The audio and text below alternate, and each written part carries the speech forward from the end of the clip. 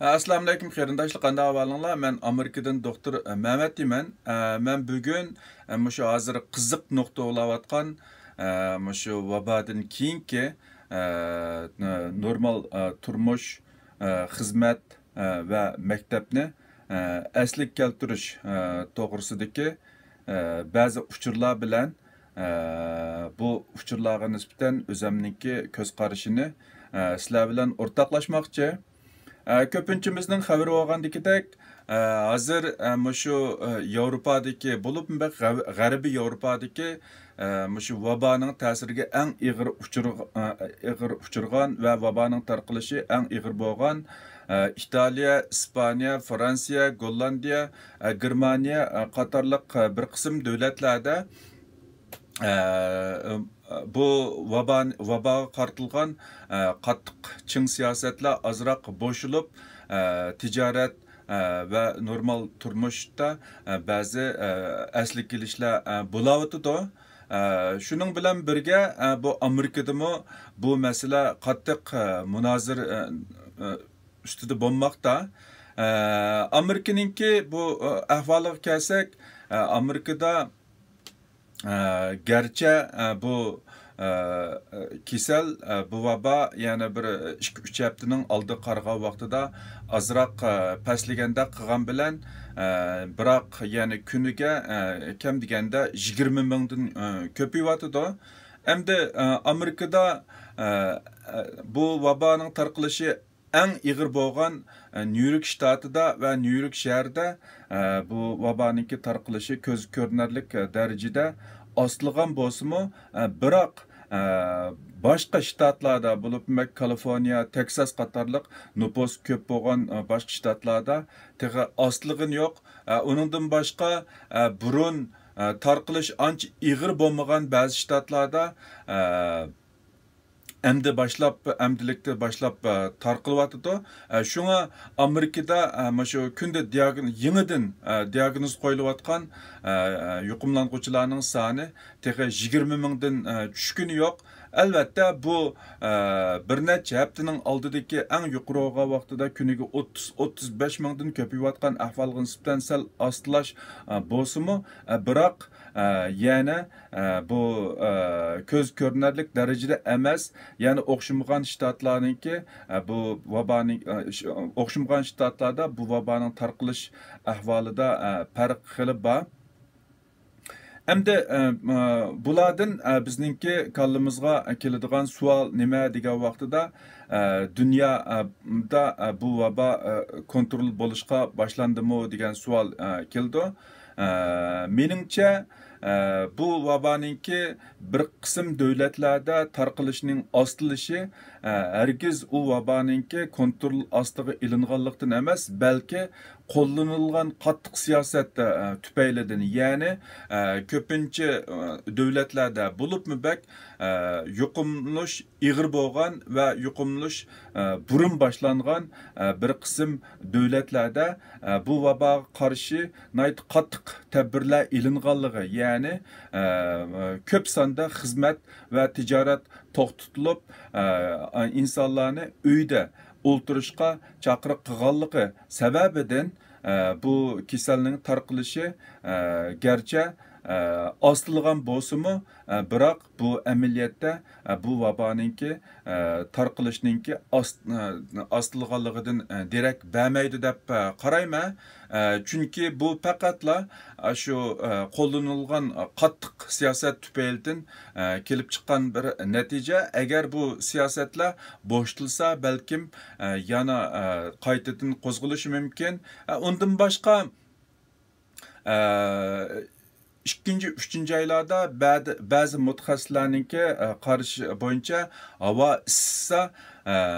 issisa bu vaboning tarqalishi ostilishi mumkin deydigan qarashlar hozirgi shu havoning isishiga ergishib bo'lib,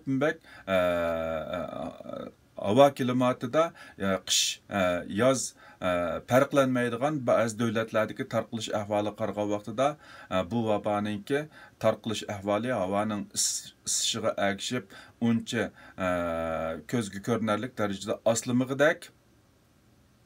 Endi Amerikadami bu jihatda endi ig'ir talash tortishlar bo'layotidi. Endi bizningki bu prezident ishlab chiqarishni asliga keltirish tashabbusida, lekin bu tibbiy sohadagi mutaxassislar buningga qarshi, ya'ni o'xshamagan fikrlarni bildirib, agar biz aldirab bu ishlab chiqarishni asli keltirsak, nurg'un insonlarningki jiniga zam bo'lishimiz mumkin degan qarashda. Endi masala bu yerda bu vaba qisqa vaqt ichida to'xtamasligi mumkin deydigan qarashlar bor. Agarda qisqa vaqt ichida to'xtamasa, bu ishlab chiqarishmi shu to'xtag'ichilik asli kelmaydigan holat bo'lamdi.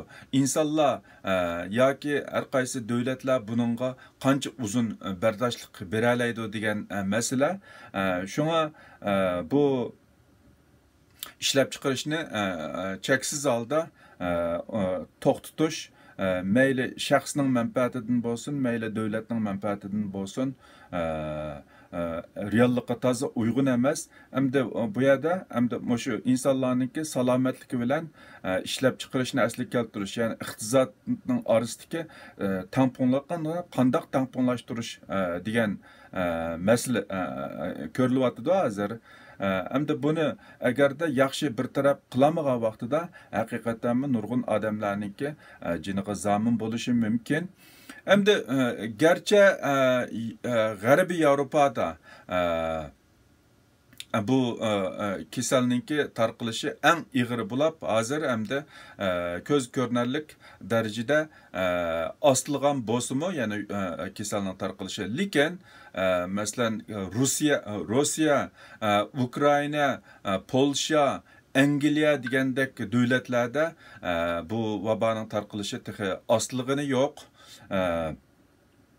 Asiyaga kelsakmi, Asiyada garchi bu vaboning tarqalishi eng ig'ir bo'lgan Janubiy Koreyada, Turkiyada ostilgan bilan, biroq İran'da, Saudi Arabistan'da, Katar'da, Hindistan'da, Pakistan, Bengal, Singapur qatarlıq devletlerde bu vaba asılığın yok.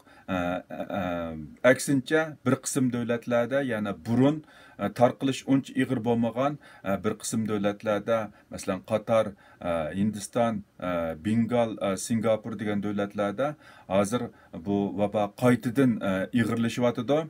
Anondan keyin Afrika bilan Latin Amerikasida bu vaba endi boshlanyapti. Shunga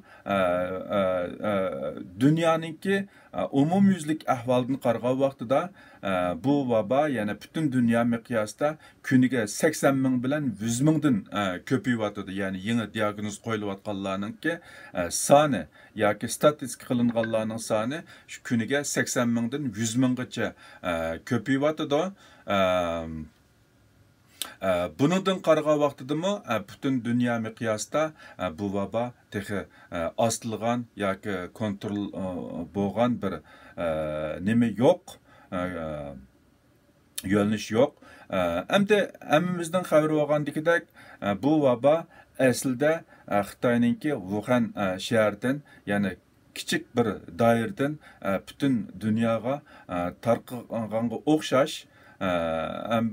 Agarda bu vaba butun dunyo miqyosida o'xshash kontrol qilinmay dunyoning ma'lum davlatlarida qilib qolsa, ya'ni aslida Xitoydan qanday tarqagan bo'lsa, keyin shundoq tarqishi mumkin, ya'ni 2-chi, 3-chi do'lqin paydo bo'lishi mumkin.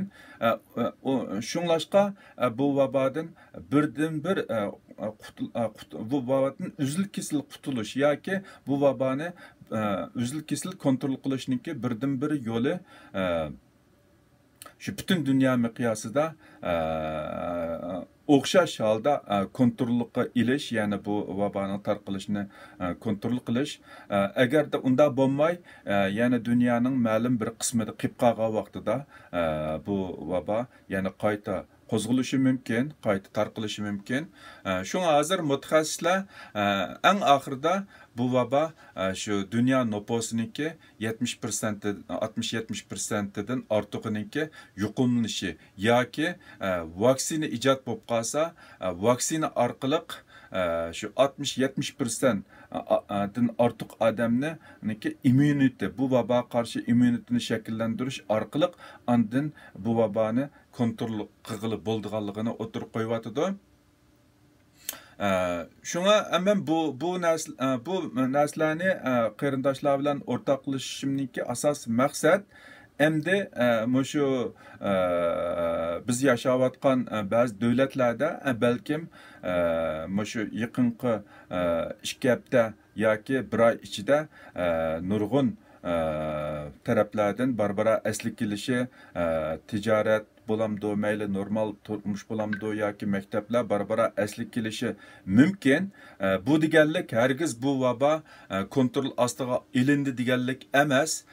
Meningki bu yerda buni o'tirib qo'yishimdan asosiy maqsad qarindoshlar yanala bu kasalga bo'lgan tadbir ilishni hargiz bo'shashtirmaslikni, ya'ni buningga nisbatan bu vaboga nisbatan kam deganda 2 yillik bir plan bo'lishini, ya'ni mushu vaboga mos holda o'ziga bir yangidan chiqish yo'li, yangidan turmush yo'li, yangidan xizmat yo'li barpo qilib, mushu bir tarafdan normal yangi normal hayotni davom qilsa, yana bir tarafdan qanday qilib mushu vabodan saqlana olayman yoki qanday qilib mushu vabodan bexatar holda g'olib kela olayman deganni meningcha hozirdan boshlab o'ylasa yaxshi bo'ldi deb qarayman. Endi davlatlarningki siyosati, davlatlarningki manfaatini chiqish qilgan yoki shu davlatga ko'p sondagi odamlarning manfaatini chiqish qilgan bo'lsa, har bir shaxsga nisbatan o'zininki sog'lomligini, o'zining manfaatini qo'g'dashmi nihoyatda muhim. Shunga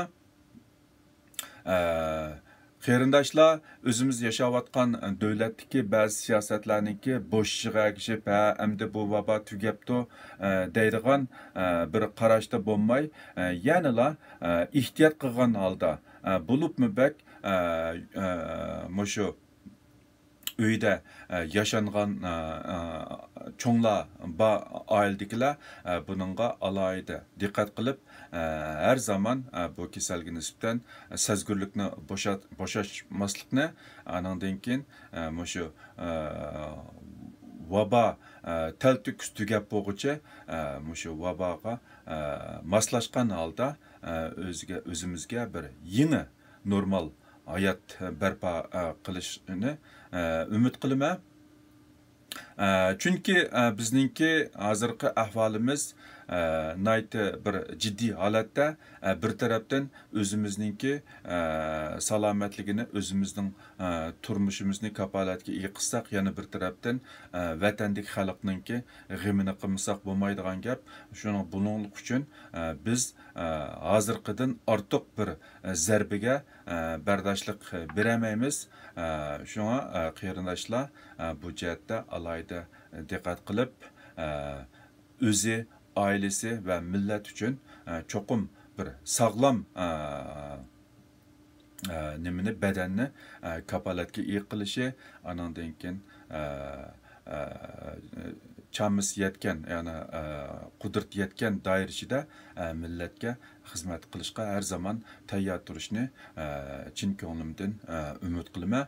Bugungi so'zlamoqchi bo'lgan leksiyani mishada oxirlashtirmoqchi. Hammanglarningki ko'ngil qo'yib anglag'anlarga ko'pdan ko'p rahmat. Xayr xo'sh, kelaqtim ko'rishaylik. Xudoga omonat.